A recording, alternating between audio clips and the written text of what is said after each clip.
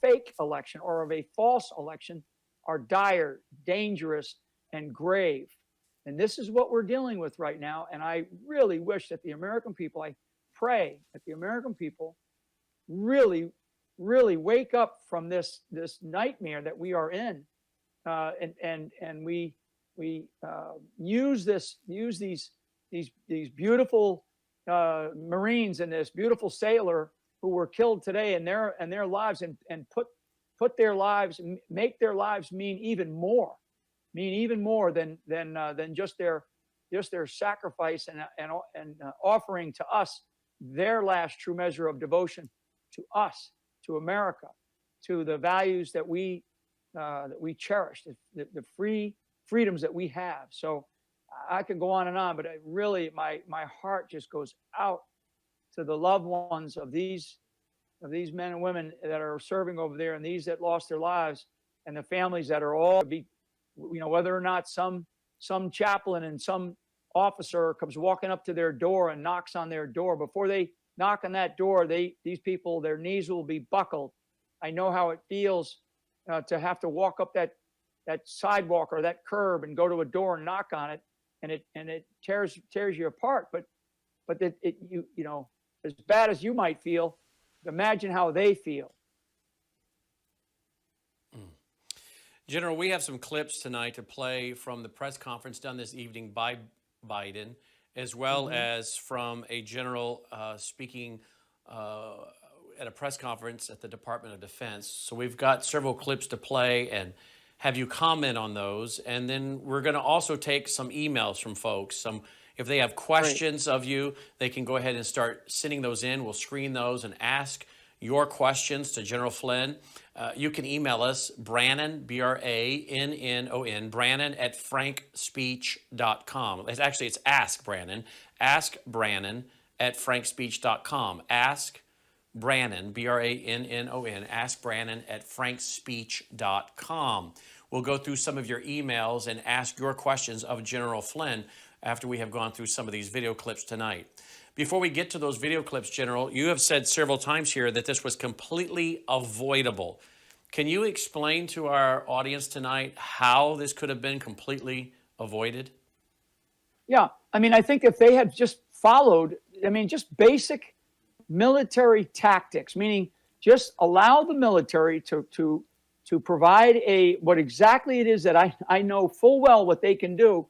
So there is another air base north of Kabul. Kabul is a city packed with people, and the airport, this Kaya airport that everybody keeps talking about, the central airport in the city of Kabul, is surrounded by people and surrounded by homes. It's a very, very difficult place to protect. A much easier base to protect that's more isolated is about an hour's drive north of Kabul, and that's called Bagram. I've spent many years at Bagram. I spent nearly 5 years in Afghanistan, so I was in 3 critical positions in Afghanistan. So I know what I'm talking about. I've been all over that country. I have sat down and been up close and personal with the Taliban, members of Al Qaeda, and it's so I know this. Bagram Air Base. What the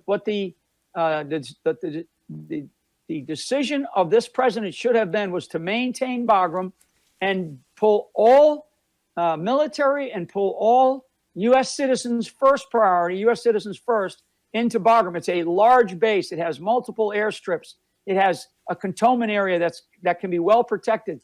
It has a perimeter that is spread out much more than what is in Kabul. So it's a much easier target to defend. It's a much easier airfield to defend, vastly easier than Kabul International. That would have been number one. That's basic military tactics 101. Had they done that, and had they either destroyed or secured a lot of the equipment that that now is in the hands of the Taliban to the tune of about $100 billion worth of equipment. So that would have been one. Keeping Bagram Airfield would have been two. Getting the starting to move American citizens first priority out through Bagram as the point of debarkation, if you will, the point of exit from Afghanistan, and have a nice strong presence of military in Bagram, and also leave a presence down in Kabul in case you needed to use Kabul. But Bagram should have been the central point of departure for this whole operation, and all of this would have been avoided. We would have avoided all of this. And the military, and this is where I really I have a lot of angst, and I'm angry, actually. I'm angry at our military leadership, particularly the chairman of the Joint Chiefs, who is the principal military advisor by law to the President of the United States of America. And if his advice was not what I just said, his advice was not what I just said, and it was to do what we're doing right now, he should resign in disgrace. If it was what I just said, if he did advise the president to essentially follow those couple of tactics, and the president said, nope, we're gonna do what I say, or the State Department was allowed to say, nope, we're gonna do what we say, and we did what we're doing, then he needs to be fired immediately. Or this is General Milley now, the chairman of the Joint Chiefs, or he needs to resign in disgrace again. I mean, this is how bad it is, because there's no way in the world that our military leadership and those planners, we planned everything. There's no way in the world that we are this incompetent. The level of incompetence at the senior levels of our military is what's really staggering to me. That everybody sees Biden, as he got up to the podium, and I know we'll talk a little bit about that, some of his comments, but this guy is not all there, and that's very clear. His energy levels, his spontaneity, his ability to respond to fairly simple questions, actually, and just the way he has been operating. So if General Milley, the chairman of the Joint Chiefs of Staff, advised what I advised, and Biden said, I am not going to follow that advice, then Milley should have resigned in protest. This was avoidable. This was absolutely avoidable. And then now that we're there, now that we're in this situation, how do you expand? And now I'm getting into sort of I want to civilianize this a little bit, Brandon, but how do we expand the perimeter around the airfield? Well, what you do is you put forces outside of the wall, but you actually, you may have to fight your way outside of the wall. This is war. War is ugly. But when I see things like this, when I see what happened today in this loss of life, and these others that are wounded, and probably some seriously wounded, and potentially we could lose another one or two from the wounds that were received, from what I understand. Then when I see something like that, I say to myself, oh my God, these poor young people, this was totally avoidable. And it just breaks my heart, as I said earlier. So there's some consequences that must be had when the dust settles. But I think the dust is already settled, and in certain cases, and I think General Milley has some decisions to make about whether or not he's going to stay on. And this also means, Secretary Austin, Secretary Blinken, Secretary of State Blinken, and even all the way up into the White House. So I'll leave it at that, because I know you have a number of other questions that you want to get to. We have a lot of clips to play, and this will come out in a couple of the clips. You mentioned the military getting security around the airport, but we're hearing from a general, McKenzie, I believe his name is, from the Department of Defense briefing today, and then comments by Biden that they're relying, and this is actually shocking again, as a layperson, I'm going to ask questions that lay people ask, and you're the expert, but we're going to hear them talk about relying on the Taliban, a partnership with the Taliban, trusting the Taliban getting some of the security briefings from our military, relying on the Taliban to help close roads and open roads. I mean, to the average layperson, we're thinking, we're relying on the Taliban? I thought that was a terrorist organization, General. Yeah. Two months ago, Brandon. I think we just lost the general. No, I'm still here. Did we not, guys? I'm still here. You got me? I'm not hearing him. I'm here. So I'll let you answer that. I'll let you answer that question, General. Can you hear me? Yes. Can you hear me? Oh, okay. Yeah, I'm still here. I can hear you and I can see you fine. So only a mere 2 months ago, we were dropping bombs on these guys. And think about this, Brandon. We've been capturing or killing members of the Taliban for 20 years. Do you think that they're all of a sudden going to go, oh yeah, everything's okay, guys. We'll work with you. Number one, you still there? Yes, yes. It's okay. Number one, there is no way in the world that we should be trusting the Taliban. Not one bit. No way. Number two, when the administration that you heard today and Frank McKenzie, who you mentioned, that's 4-star General Frank McKenzie, who is the commander of all forces in the Middle East, Central Asia. So he's the commander of Central Command. When we talk about dealing with the Taliban, and he mentioned this new acronym, ISIS-K. Well, yes, I've never heard of that before. Yeah, ISIS-Khorasan. So the administration is trying to use this ISIS-K as a means to deflect what is really happening. This administration decided to work with and allow the Taliban to dictate the terms and conditions of how we are going to be allowed to essentially evacuate out of the country. This is like a form of surrender. The Taliban, Al-Qaeda, ISIS, all these acronyms and all these different groups, they're all the same. They are one in the same. That's what I thought.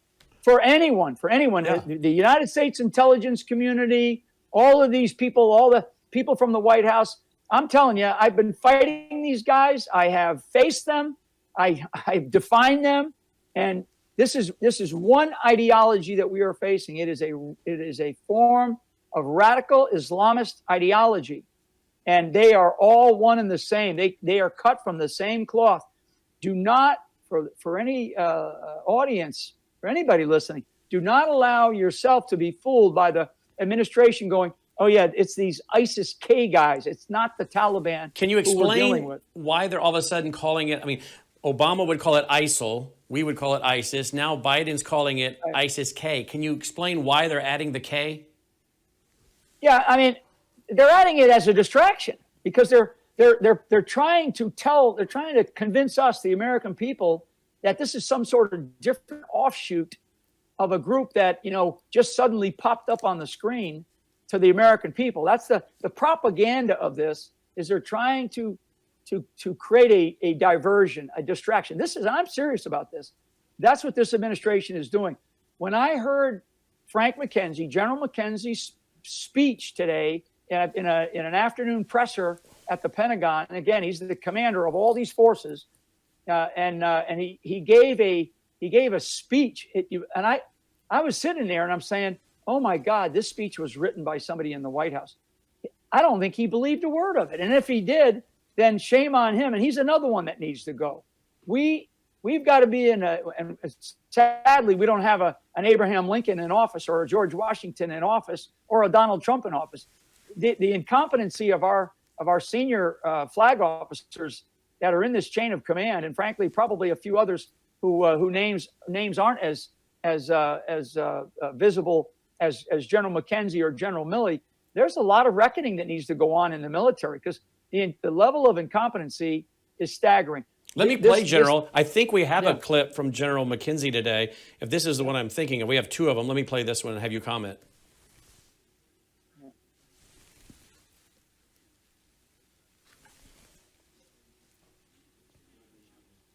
You're not getting the audio for that?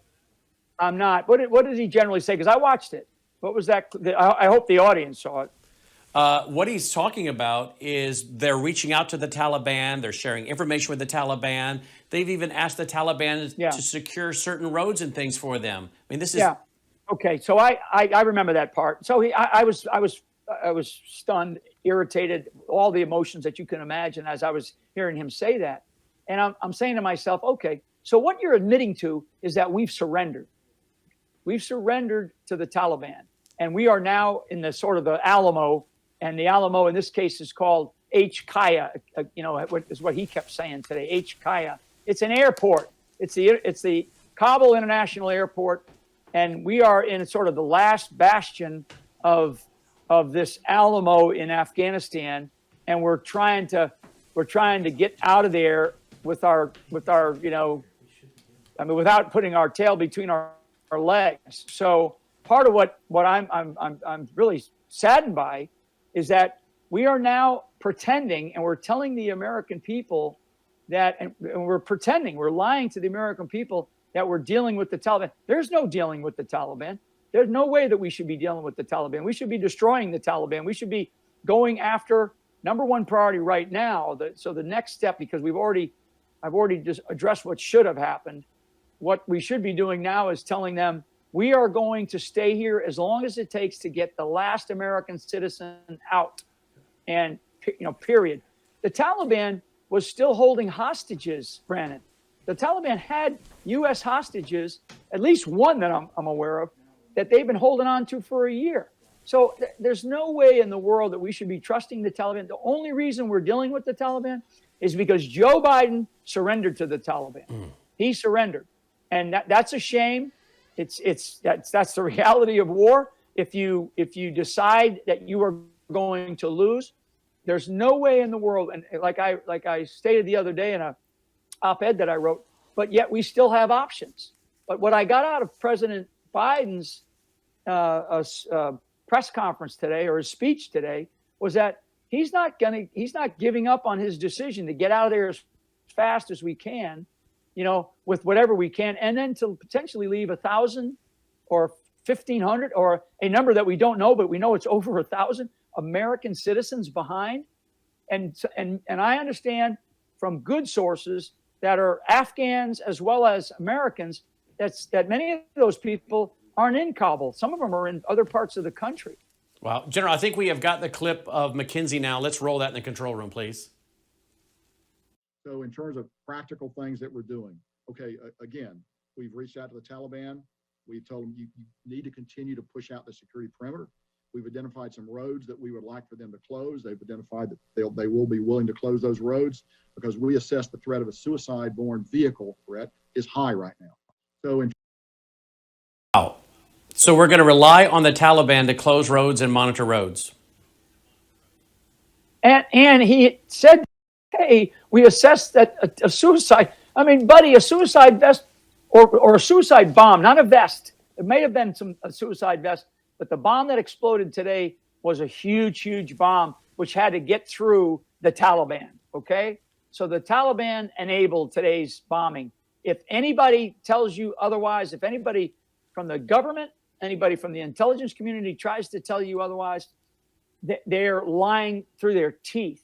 And the intel community is going to politicize itself as they have done for so many years now.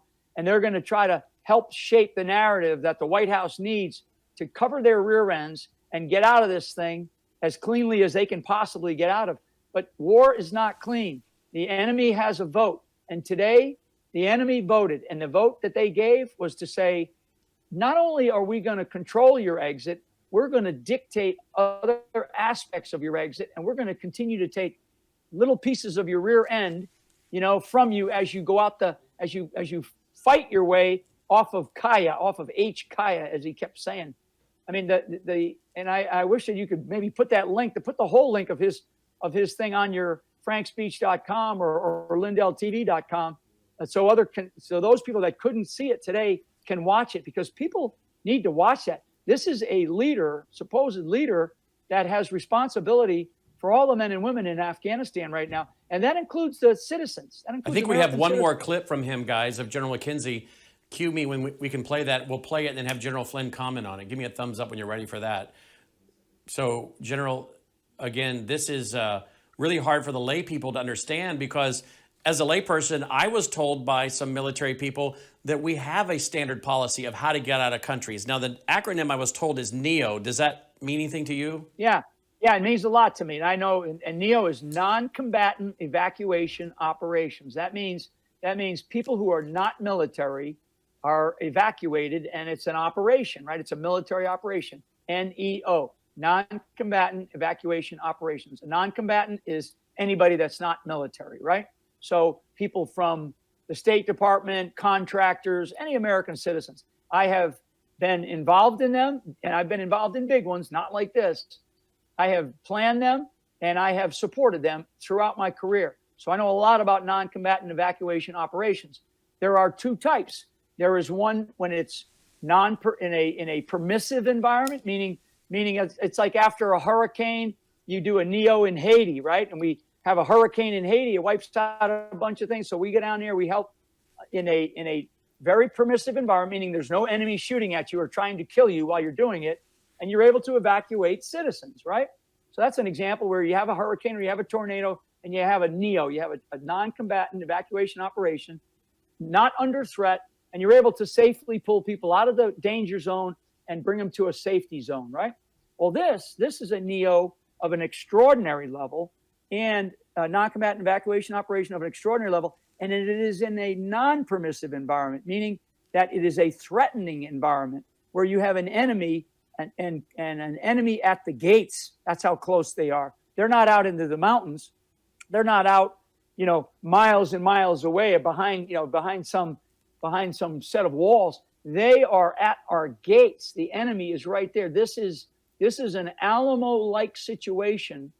And today was like, it was exactly like that, where they took not only, a shot at the gate, they blew up the gate. And now they caused us to have to examine whether or not we can even continue to fly aircraft out of there.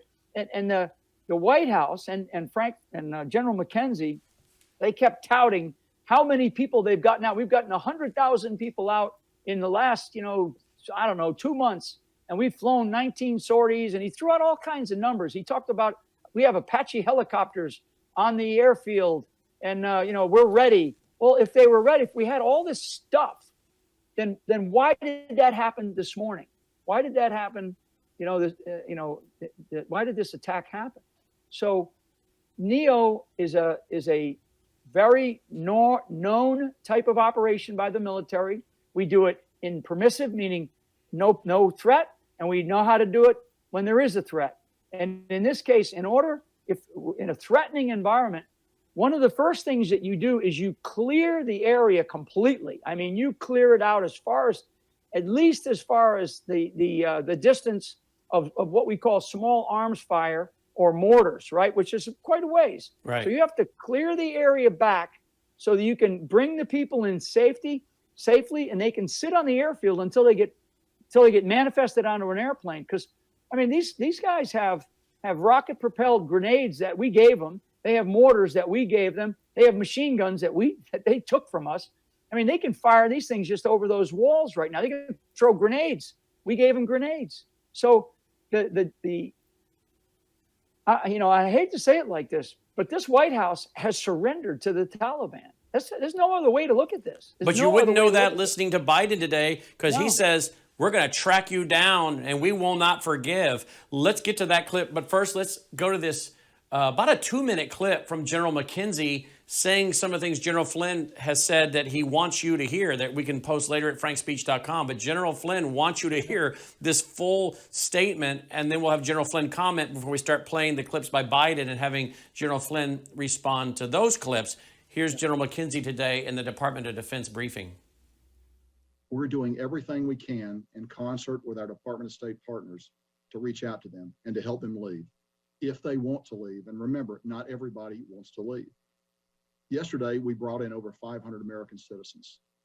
It would be difficult to overestimate the number of unusual challenges and competing demands that our forces on the ground have faced. The threat to our forces, particularly from ISIS-K, is very real, as we have seen today.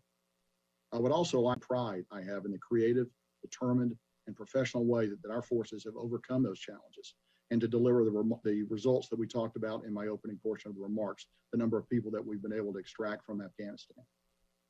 It would also be remiss of me not to mention the tremendous contributions of our many coalition partners, and they stood with us on the ground at HKIA, and also the interagency and international partners who supported the evacuation. The many soldiers, sailors, airmen, Marines, and Coast Guardsmen who supported this operation downrange across the Central Command, the European Command, and the Northern Command areas of responsibility. Moreover, this evacuation could simply not have been done without the amazing flexibility of U.S. Transportation Command and the airlift provided by the United States Air Force. No other military in the world has anything like it. I'd also like to thank the host nations that have generously provided access to their facilities for the processing, the care, and the feeding of our evacuees. I also need to acknowledge the temporary suffering that some of our evacuees have had to endure. Please know that we continue to execute our number one mission, which is to get as many American citizens and other evacuees as possible out of Afghanistan. We also continue to expand the capacity at our intermediate facilities to ensure safe, sanitary, and humane conditions for our evacuees, while continuing to look for ultimate ways to expedite their processing and ultimate transfer to the United States or other destinations. I'd like to close out my remarks today by just taking a moment to describe the heroism that our Marines, soldiers, and sailors are exhibiting as they screen the people who are coming onto the airfield. This is close-up work. The breath of the person you are searching is upon you. While we have Overwatch in place, we still have to touch the clothes of the person that's coming in.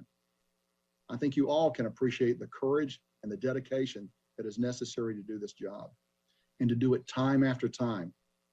Please remember that we have screened over 104,000 people. Finally, I'd like to offer my profound condolences to the families of our servicemen and women and Afghan civilians who lost their lives today. We have put more than 5,000 U.S. service members at risk to save as many civilians as we can. It's a noble mission, and today we have seen firsthand how dangerous that mission is. ISIS will not deter us from accomplishing the mission, I can assure you of that. All Americans can and should be proud of the men and women of the armed forces who are facing these dangers head on with their international partners and all our other friends that are with us. And we appreciate your thoughts and prayers for all our service members who are carrying on this mission today. John, I'm now ready to take questions. General Flynn, would you please respond to that? It's really hard to respond to that. I mean, first of all, that is a prepared statement that I guarantee the White House, they probably prepared a lot of those remarks. That does not sound. I know Frank McKenzie. I worked closely with him in the Pentagon for a year, and on an almost daily basis. Those are not words that I would normally hear from a guy like Frank McKenzie. Frank, if you asked General McKenzie, he'd probably say, "Oh no, those are my words. I wrote that." He accepted what he had to say, and you could tell that he was. To me, it was like it just wasn't authentic. And so for him to say he didn't talk about the enemy, he didn't talk about the Taliban, he frankly didn't spend enough time talking about the lives that were lost, Exactly. nor the family. In fact, he barely touched on that, nor the families that are going to be devastated when they are notified. Somebody did ask him later on in the Q&A that he did have, well, have the families been notified yet? And he said, and I'm going to paraphrase a little bit, but he said, that's not really that's not my thing. I don't really know, what's going on there. That's somebody else that's doing that. I mean, how dare he? So again, there's a message. So let me pull this back to a little bit more strategic level, because what is happening, the White House is trying to find the right place to place blame. Okay, the right point to place blame. So you're going to see, and the president did this in his speech tonight too, you're going to see a diversion where he's either going to blame the military or they're going to blame Trump. And in General McKenzie's case, his subtle thing was to focus on ISIS versus focusing on the Taliban. Well, if the Taliban have been controlling the roads, the road network, the airfield, the areas outside the airfield, and then back to the commentary earlier about what's the difference between these guys? There's no difference. When that bomb hit today, I knew right then and there, as soon as I was notified that happened, I said, oh my God, these guys are going to put so much more pressure on us. And the real message is get out on our conditions, and meaning the Taliban, right? The enemy, Taliban, ISIS, Al Qaeda. You can call them what you want there, General McKenzie and the White House, but don't try to fool the American people thinking that, well, this is just some offshoot, okay? And for General McKenzie to also parrot this business about, because he talked a little bit about how many hundreds of thousands, how many thousands of people we've gotten out, how many sorties we run in every day, meaning how many aircraft are flying out of that airfield every day, the numbers of equipment that we have, the numbers of people that we're processing. Baloney.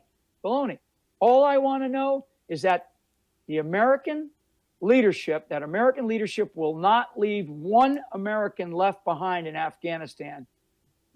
I could care less. I could care less about the nearly $100 billion of equipment. I care less about the equipment. What I care about is American citizens put in harm's way overseas because of something that we have done. And Frank said, in fact, in his statement, he said, we're going to, I'm putting my words in until this point. He says, we're going to rescue as many Americans. We're going to get as many Americans out of Afghanistan as we can.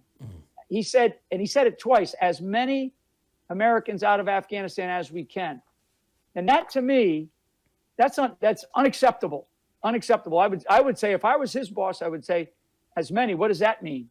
You mean like 10 more, 100 more? What if we have 1,500? What if we have 2,000? You're going to get them all out. My finger would be in his chest, and I would tell him, you're going to get them all out. We're going to stay there as long as we can until we've rescued, or recovered, because recovery means something else, right, Brandon? Right. Or recovered every American that we can possibly, rescue or recover out of Afghanistan. And we're going to do whatever it takes. And if the Taliban gets in our way, kill them. Yeah. That's what I would say. That's what I would say. Let's go to the first clip of the Biden press conference today. Roll that clip, please. A tough day. This evening in Kabul, as you all know, terrorists attacked that we've been talking about and worried about, that the intelligence community has assessed, has undertaken an attack by a group known as ISIS-K. Took the lives of American service members standing guard at the airport and wounded several others seriously. He had also wounded a number of civilians, and civilians were killed as well. I've been engaged all day in constant contact with the military commanders here in Washington, the Pentagon, as well as in Afghanistan and Doha. And my commanders here in Washington in the field have been on this with great detail, and you've had a chance to speak to some so far. The situation on the ground is still evolving, and I'm constantly being updated. These American service members who gave their lives, it's an overused word, but it's totally appropriate here, were heroes. Heroes who've been engaged in a dangerous, selfless mission to save the lives of others. They're a part of an airlift, an evacuation effort unlike any seen in history.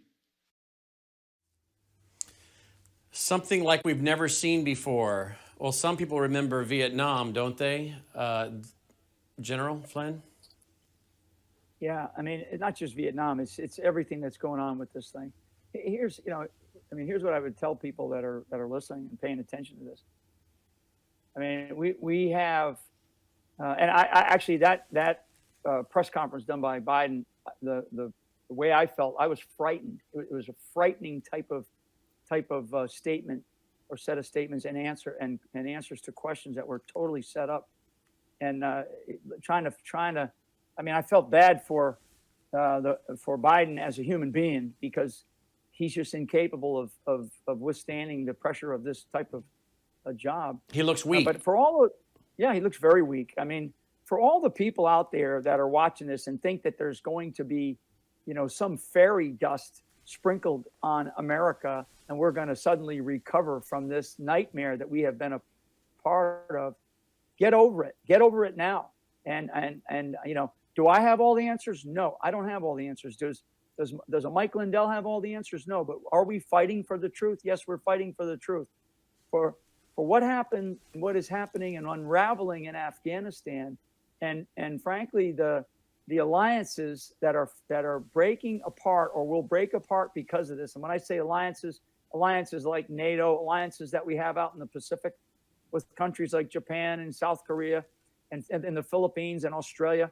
I mean, these alliances were part of. There was roughly 50 nations, 50 nations that were part of the alliance in Afghanistan from all over the world. So, I mean, these people are real. These nations, and rightly so, are really upset because this unilateral decision made by, I guess by the White House, I guess by Biden, to depart Afghanistan in the way that they have done this, leaving Bagram, as we talked about Bagram earlier, trying to do this out of Kabul, getting our military out first, and then all of a sudden you had to bring the military back because it was such a poor decision.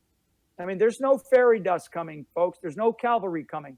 But do we have options? What could we do? Well, we could actually continue to get our people out of there, and we could still get the heck out of Dodge in a much, much different manner. I am one of the, for all the people that have followed my plight or went back and examined my career, I mean, I am so anti-war, but I loved serving our military. I loved serving our country.